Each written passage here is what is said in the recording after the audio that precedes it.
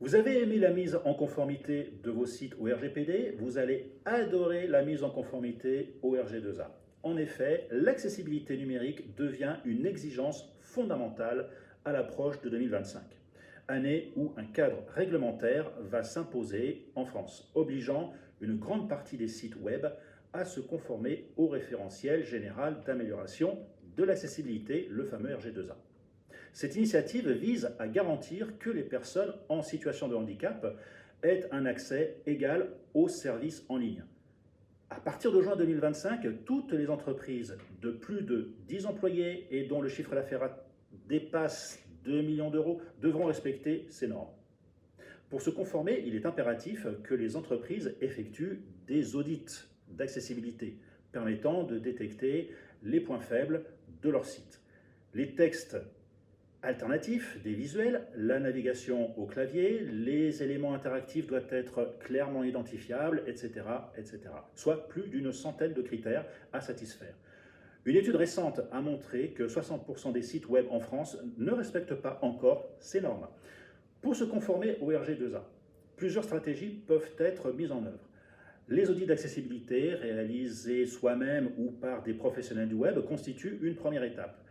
La formation des équipes internes est tout aussi essentielle. Les web designers et les développeurs doivent être formés sur des standards d'accessibilité. Actuellement, 85% des employés n'ont pas reçu de formation sur ce sujet. Enfin, le RG2A exige des mises à jour régulières des sites pour maintenir leur conformité face à l'évolution technologique et réglementaire. Il est alors essentiel d'intégrer un plan de maintenance et d'audit dans le cycle de développement garantissant que chaque nouvelle mise à jour respecte les pratiques d'accessibilité. Alors cette mise en conformité est-elle véritablement une contrainte ? Oui, il y a certes des obligations légales, mais la conformité au RG2A représente également une opportunité stratégique. En rendant leurs services accessibles, les entreprises peuvent toucher un public plus large et améliorer l'expérience utilisateur pour tous, y compris ceux sans handicap. Les entreprises respectant les normes d'accessibilité constatent souvent une amélioration de leur image de marque, renforçant la confiance des consommateurs. En effet, 70% des consommateurs préfèrent acheter auprès d'entreprises qui prennent des mesures spécifiques en matière d'accessibilité, soulignant que l'accessibilité est un investissement et non pas un coût.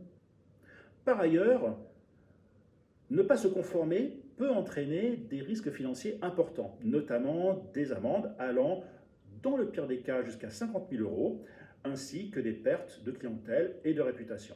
En conclusion, avec l'échéance de 2025 qui approche, les professionnels du web doivent percevoir cette obligation non comme une contrainte, mais comme une opportunité de renforcer leur position sur un marché toujours plus concurrentiel et de contribuer à un Internet plus inclusif.